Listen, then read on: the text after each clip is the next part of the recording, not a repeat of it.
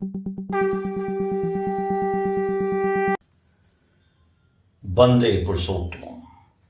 परम पूज्यपाद श्री श्री आचार्य देव ने 339वें सत्संग ऋत्विक सम्मेलन में जो आशीर्वचन दिए हैं वो मैं अपनी आवाज में उन्हीं की बातों को बता रहा हूँ, जो इस प्रकार है।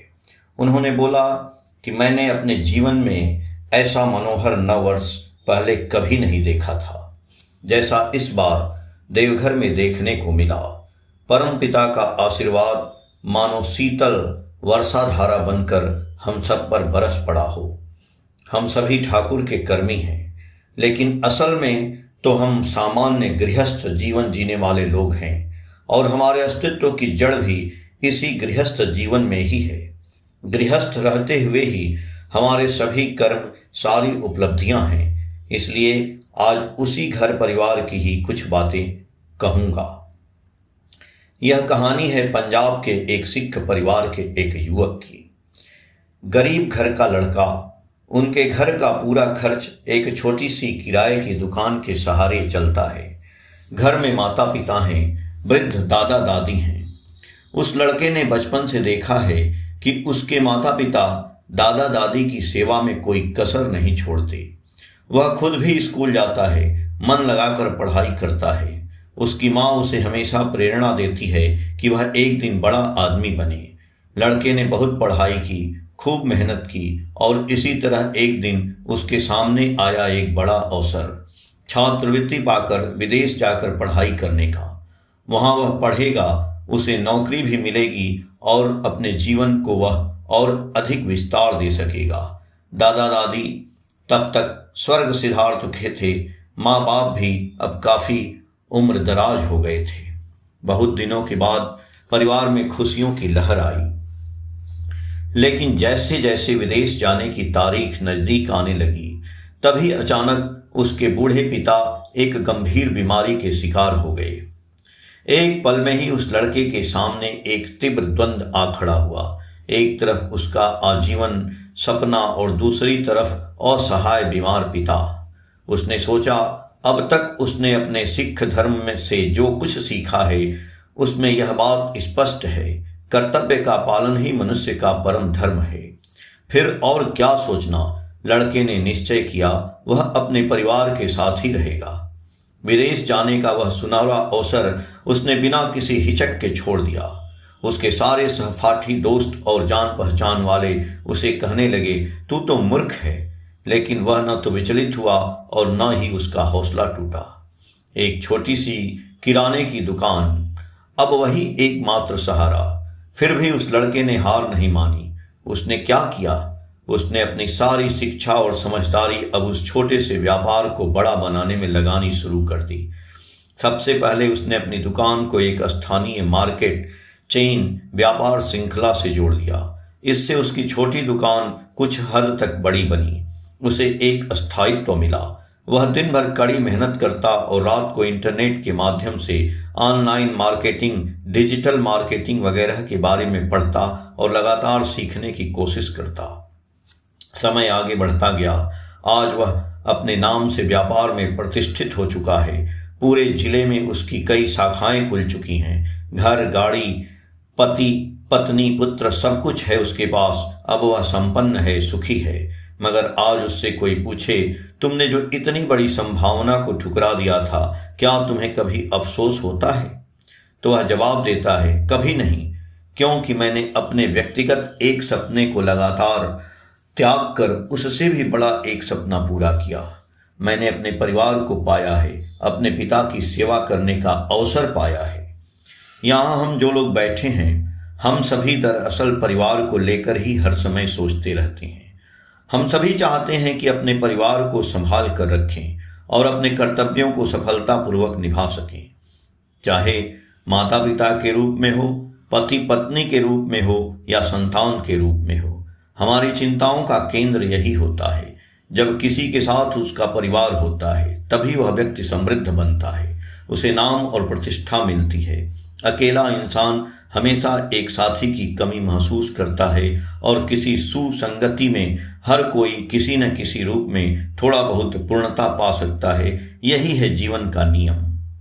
जब मैं एक अकेला व्यक्ति दूसरों के हित के लिए आगे बढ़ता हूँ, तब यह एक मैं अनेक बन जाता हूँ, और इन एक एक को अनेक में बदलने के लिए हमें एक अद्वितीय जोड़ने वाले सूत्र की आवश्यकता होती है। वही जोड़ने वाला सूत्र है आदर्श। यही आदर्श हमें साधारण से महान व्यक्ति में परिवर्तित करता है। उस लड़के के अंदर अगर उसके सिख धर्म का आदर्श न होता तो परिवार की रक्षा करने का संस्कार उसके भीतर कभी जागृत ही नहीं होता। और क्या, उसने अपने पिता को देखा है, अपने माता पिता की सेवा करते हुए देखा है, इसलिए सीखा है। अपने माता पिता के प्रति अपने कर्तव्यों को वह सहज रूप से समझ सका है। हमारे कर्मीगण का काम भी यही है। हम अपने व्यक्तिगत जीवन में, पारिवारिक जीवन में और सामाजिक जीवन में अपने कर्तव्यों को किस प्रकार निभाएंगे, यह निर्णय भी हमें स्वयं ही करना होता है और निर्धारण भी हमारा अपना होता है। ठाकुर कहते हैं, तुम्हारे जीवन की जिम्मेदारी तुम्हारी अपनी है। तो फिर जब जिम्मेदारी मेरी ही है, तब मैं किसे गुरु मानकर चलूंगा, यह भी मुझे ही तय करना होगा। और जब किसी का गुरु का चयन तथा निर्धारण सही मार्ग पर होता है, तभी उसके जीवन में सच्चा परिवर्तन आता है। पिताजी परम पूज्यपाद श्री दादा के नाट मंडप में उस समय एक गीत अक्सर गाया जाता था, मिलन होगा कितने दिन में मेरे मन के इंसान के संग। यह मिलन कैसे होगा? अगर मेरे मन के इंसान के साथ मेरा मेल न हो तो यह मिलन कभी भी संभव नहीं हो सकता। और मन के इंसान के साथ मेल हो पाने के लिए क्या करना होगा? मुझे उनकी तृप्ति का कारण बनना होगा। जिस रूप में, जिस ढंग में, जिस अभिव्यक्ति में उन्हें संतोष मिलता है, ठीक उसी रूप में। अब कोई भी व्यक्ति अपने मन के इंसान के रूप में किसी को या किसी चीज को चुन ही सकता है, चाहे वह उसकी जीविका हो, उसका परिवार हो या फिर उसके ठाकुर ईश्वर। लेकिन ठाकुर को छोड़कर मनुष्य जब किसी और को मन का इंसान मानता है तो वह चाहता तो है कुछ एक, लेकिन साथ में और भी कई चीजें उसके जीवन में आ जाती हैं।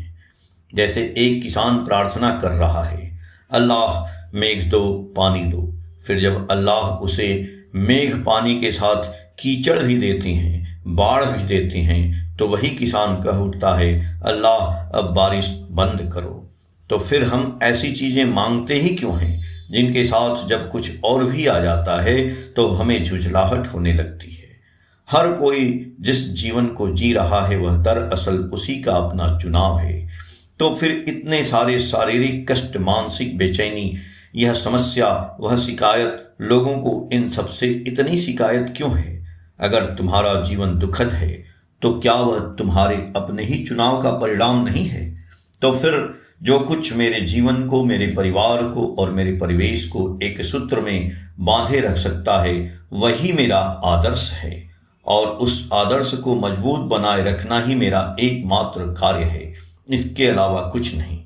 मेरे माध्यम से उस एक आदर्श का प्रकट होना, चाहे मैं अमीर हूँ या गरीब, शक्तिशाली हूँ या कमजोर, सक्षम हूँ या असमर्थ, मैं जैसा भी हूँ, सबसे महत्वपूर्ण बात यही है कि क्या मैं उसके लिए प्रयास करता हूँ या नहीं। अब साल में होते हैं 365 दिन।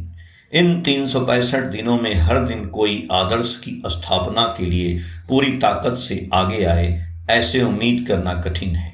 अगर कोई ऐसा करता है तो मैं कहूँगा वह पागल है। और अगर ऐसे पागल सिर्फ 2 ही लोग भी इस धरती पर हों तो यही धरती बदल जाएगी। क्योंकि जब 2 लोग एक मत, एक लक्ष्य लेकर दक्षता से चल पड़ते हैं तो इस भरी दुनिया में उन्हें कौन रोक सकता है। मगर यदि ऐसी संभावना नहीं भी होती है तो कर्मीगण यदि पार्ट टाइम में भी ठाकुर जी का काम करते हैं तो उसे कम से कम सटीक ढंग से करना होगा।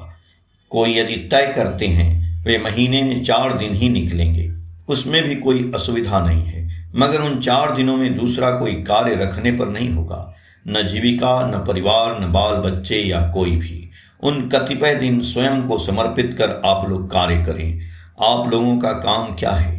वे जो अनगिनत साधारण गुरु भाई हैं, घर की माताएं हैं, जो दीक्षा पत्र कार्य में स्वतः स्वेच्छ नित्य दिन दौड़ रही हैं, उनकी यात्रा में शामिल हो और कृत्रिम व आंतरिक रूप से नेतृत्व देने के लिए नहीं, केवल उनके साथ जाकर खड़े हो जाएं। उन सभी को उत्साह से भरपूर कर दीजिए। उनको और कुछ की जरूरत नहीं है। आप लोगों से वे सिर्फ इतनी सी आशा ही रखती हैं, कारण ठाकुर को हम सभी प्यार करते हैं। हम लोगों का बस इतना काम है, सभी के इस प्रेम को उनके साथ एकदम से लय में मिला देना।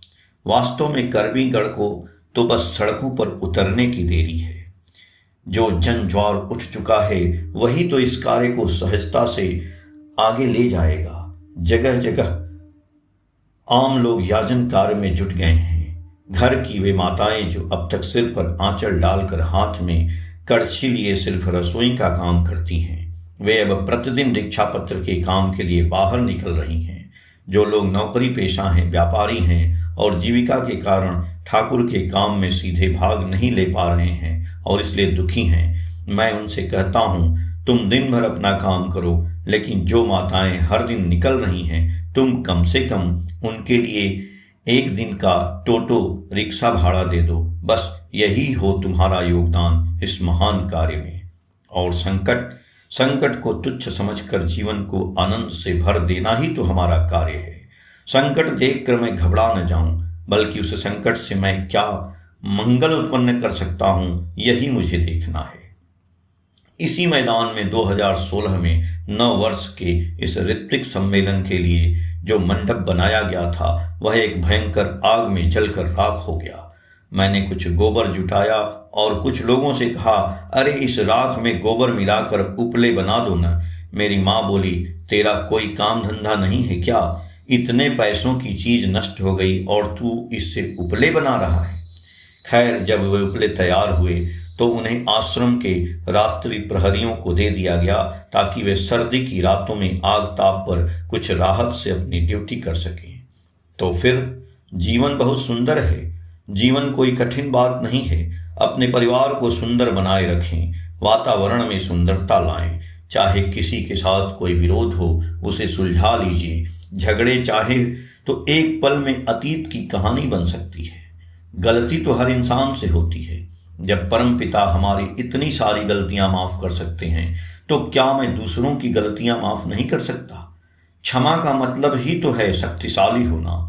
जितना कोई क्षमा कर सकता है, उतनी ही उसमें वह शक्ति आती है दूसरों को सहन और वहन करने की। अगर कोई व्यक्ति सिर्फ दूसरों की गलतियों की सूची बनाने में ही व्यस्त रहता है और दिन भर वही सोचकर मन में कठोरता पैदा करता है, तो क्या उसका जीवन आनंदमय हो सकता है? याद रखिए, हम में से कोई भी अपवित्र नहीं है। हम सभी परमपिता के चुने हुए हैं। परमपिता की संतान बनने के लिए किसी न किसी अच्छे कर्म के कारण हमें चुना जाना ही होता है। जब एक भिखारी भी सीना तान कर जय गुरु कहता है, तो मुझे लगता है कि उसके साथ भी मेरे ठाकुर खड़े हैं, और जब ठाकुर हैं तो वह भी मूल्यवान है। वह कभी अपवित्र नहीं हो सकता। हम सभी सक्षम हैं, सभी कौशल युक्त हैं, सभी निपुण हैं, और हम सभी के पास अपनी सोच को विस्तार से आगे बढ़ाने की क्षमता है। और जब मेरी सोच विस्तारित होगी, तब ठाकुर का विस्तार होगा, यह संगठन विस्तारित होगा और मेरा जीवन भी विस्तारित होगा। ठाकुर कहते हैं, सिर्फ फूल खिलने से उसकी खुशबू नहीं आएगी जब तक न उस पर हवा बहती है। तो फिर मैं वही हवा का मुक्त प्रवाह हूं, जो ठाकुर को संदेश को विस्तार से लेकर जा सकता है। लोग ठाकुर को नहीं देखेंगे, वे मुझे देखेंगे। मैं अपने व्यवहार, अपनी बातों, अपनी शैली से यह दिखाऊंगा कि मैं ठाकुर को कैसे व्यक्त कर रहा हूं, और सभी यह देखेंगे। इसलिए मैं कहता हूं, यह सादा कपड़ा देखकर नहीं, मुंह से जय गुरु का उद्घोष सुनकर नहीं, सिर्फ मेरे व्यवहार से अलग अगर लोग यह कहने पर मजबूर हो जाएं कि तुम तो हमारे जैसे नहीं हो, तुम कुछ अलग दिख रहे हो, तभी यह जाना जाएगा कि मेरे भीतर ठाकुर प्रकट हो रहे हैं। कुछ लोग कहते हैं कि उनसे नाम ध्यान नहीं होता है। क्यों नहीं होता? क्योंकि उनके मन में असंख्य अधूरे कार्यों का बोझ जमा है। एक अशांत और असमाप्त मन में कभी ध्यान संभव नहीं होता। श्री श्री बड़दा एक बार नाम जप के लिए बैठे, लेकिन किसी भी तरह नाम नहीं हो रहा था। क्यों? क्योंकि कमरे की एक कुर्सी अपनी जगह पर नहीं रखी गई थी। उन्होंने उठकर कुर्सी को ठीक जगह पर रख दिया और फिर सहज रूप से उनका नाम जप शुरू हो गया।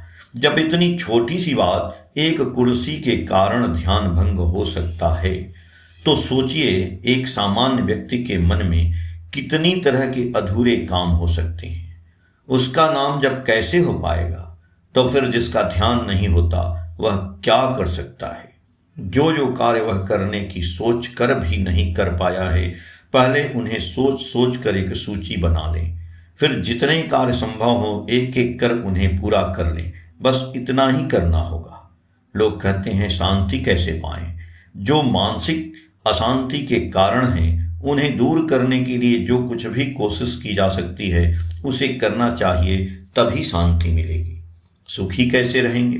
जो आपकी क्षमता से बाहर है उसे छोड़ दो, जाने दो, तभी आप सुखी रहेंगे। स्वस्थ कैसे रहेंगे? तो शरीर का इलाज कराओ और मन को शरीर से बाहर रखो। अपने विचारों को किसी और चीज में व्यस्त करो, तभी आप स्वस्थ हो जाएंगे। अगर किसी से प्रेम करो तो ऐसे करो कि तुम उसकी तृप्ति का कारण बन सको। यह जो तुम उसे प्रेम कर पा रहे हो यही योग है, और यह जो तुम उसे तृप्त करने का प्रयास कर रहे हो यही प्रेम है। जिसे पूर्ण करने के लिए तुम निरंतर प्रयत्न कर रहे हो यही साधना है।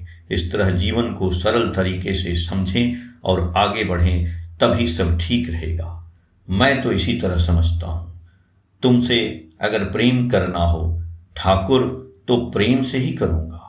अगर मेरी बारी आती है चैन की तो तुम्हें ही चुन लूँगा। यह तो एक साधारण कहानी है, इसमें कोई जटिलता नहीं है। इस तरह ठाकुर को प्यार करें आप लोग। कभी भी उनकी परीक्षा लेने का प्रयास न करें। जान लीजिए खुद परीक्षा लेने वाला हमेशा पास होगा, क्योंकि वे सभी सवालों के जवाब जानते हैं। यह जो इतने बड़े बड़े उत्सव आप देख रहे हैं, इतने सारे लोगों का हुजूम, जान लीजिए ये कुछ भी नहीं है। अभी भी हमारे पास बहुत सा काम बाकी है, बहुत दूर जाना बाकी है। आप देखेंगे कहानियां बदल जाएंगी। सत्संगी रास्ते से जाएंगे, लोग आकर प्रणाम करेंगे।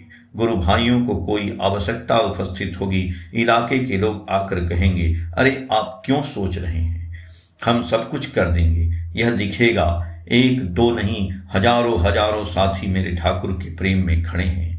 हमें सिर्फ उस एक में जुड़कर बहुत से विस्तार करना होगा, तब यही होगा हमारी जिंदगी की कहानी। जय गुरु।